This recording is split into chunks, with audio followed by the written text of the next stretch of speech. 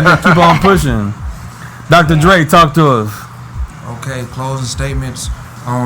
What I would say is, for anyone raising a black male, the number one agenda of your parenting has to be making sure that child does not internalize racism. Because once again, I mentioned earlier, if a black male internalizes inferiority, it's going to sabotage his progress in life. And so research shows that black males are the most stigmatized portion of the population. But what's even more stigmatized than an adult black male is a young teenage age black male. And so during that very sensitive time of identity development, black males are being told they're the scum of the earth. And so, again, because of a lack of brain development and life experiences, they begin to believe that. And so he's already had, I think, 2 or 3 experiences that have attempted to inferiorize him, attempted to take his liberty, take his freedom, take his safety. And so sooner or later, if he doesn't have good support, another set of messages, because there's the messages that society has for him, you guys got to have a even more powerful message for him to listen to. Yes, sir. And I would focus with him on his future, meaning helping him develop his vision for his life.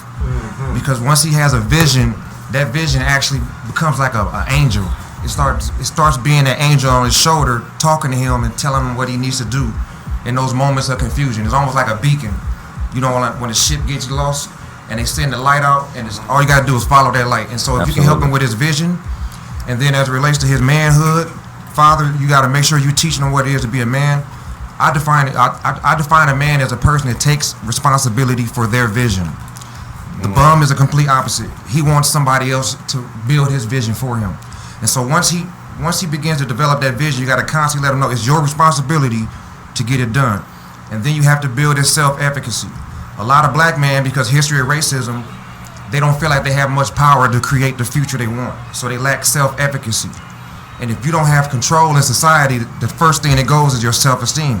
Because if I can't have control in society, then I must not have much value. That trickles into my self-concept, how I see myself and how I think other people see me. And that negative self-concept is going to consciously and subconsciously manifest itself on a day-to-day basis. And that's why you see black males struggling socially, because they're struggling mentally. And some people will say that's an excuse. To me, it's an explanation. It's really the excuse and explanation is the same thing. It's just a matter of racial empathy. And so I would just encourage you guys to try to remember that vision, responsibility, self-efficacy, and dad, mom, finding him some type of like a virtual role model. Because sooner or later, right now he's at the age where he listens to everything you guys say. But sooner or later he needs to hear a fresh voice. Research online and find a speaker, some black male that has made it in America, who your son can learn from. Okay. Some additional information. Eric Thomas. Yeah, Eric E.T. Thomas the hip hop preacher. Yes. Yep. Yes. I think I'm about done. No, bro. Can you spit about 5 more bars? You helping me right now. Bro. Hey. I'm in counseling right now. I'm telling you, I need a beacon. I'm just sitting there looking at him like, man, keep on talking, bro. My version on first. Right, exactly. Yeah. I need a beacon. I need that little angel. I need some focus. I need a few things there, man. Can I make an appointment? In general, all mammals, adolescent mammals learn from adult mammals or their parents. Males observe and model their fathers more than their mothers, and likewise girls model their mothers more than they do their fathers. The only time that they model their parents equally is when there's emotions involved.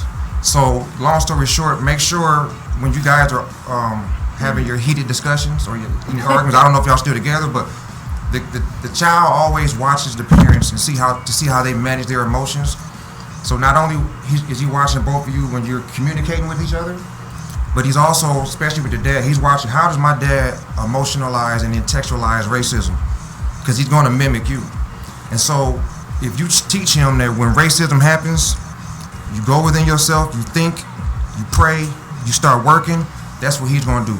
If you get frustrated and sabotage and malfunction, that's what he's going to do. Yes, sir. So, again, watch how you guys manage your emotions when you two are interacting, because he's looking at both of y'all at that point. But then dad, when it comes to that life stuff, that man stuff, he's going to watch you, because men, just like black people go through different things, men go through different things than women. And so essentially, men and women think different. Same with whites and blacks. We have different social experiences than whites, and so to some level we think different. So anyway, I feel like I'm done.